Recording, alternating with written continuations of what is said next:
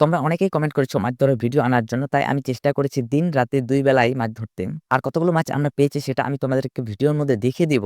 সকাল থেকে আমাদের এখানে বৃষ্টি শুরু হয়। তাই আমি ভাবলাম যে জালটা যখন আমাদের বাড়িতে পড়ে রয়েছে তাই এটাকে আমি জলের মধ্যে পেতে রাখি হয়তোবা তাহলে অনেকটা মাছ আমরা ধরতে পারবো। আর তোমরা আমার আগের ভিডিওগুলো তো দেখেছো যে বর্ষাকালের সময় আমরা অনেকগুলো মাছ ধরেছিলাম। সেটাও আবার আমাদের বাড়ির সামনে এই জলাতে। তাই আমরা ভেবেছি এখানে হয়তোবা অনেকটা মাছ রয়েছে। সেই আশায় আমরা এই জালটি এখানে পেতে রাখলাম। বৃষ্টি শেষ হওয়ার পর আমি চলে আসি জালটি দেখতে কিন্তু এখানে আমার সঙ্গে একটা কাণ্ড ঘটে যায়। মানে আমি যে জালটি পেতে রেখেছিলাম সেই জালটি মাঝে, মাঝে পেঁয়াজ খেয়ে এক জায়গায় হয়ে পড়েছে। তাই আমাদের জালের মধ্যে একটা মাছও ধরেনি। কিন্তু আমরা যে ধৈর্য হারিয়ে বাড়ির দিকে জালটি নিয়ে যাবো এমন না। আমরা জালটি সেখানেই পেতে রাখলাম রাত্রির জন্য।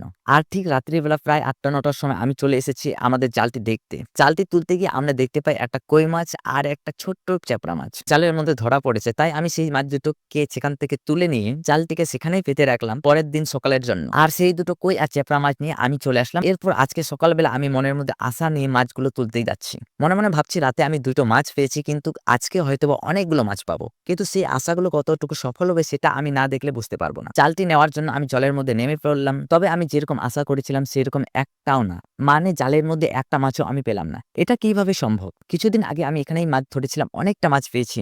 কিন্তু আজ সারারাত জালটি ফেলার পরও একটা মাছ পেলাম না। যদি তোমরা জেনে থাকো অবশ্যই কমেন্টে জানাও। তো দেখা হচ্ছে নেক্সট ভিডিওতে।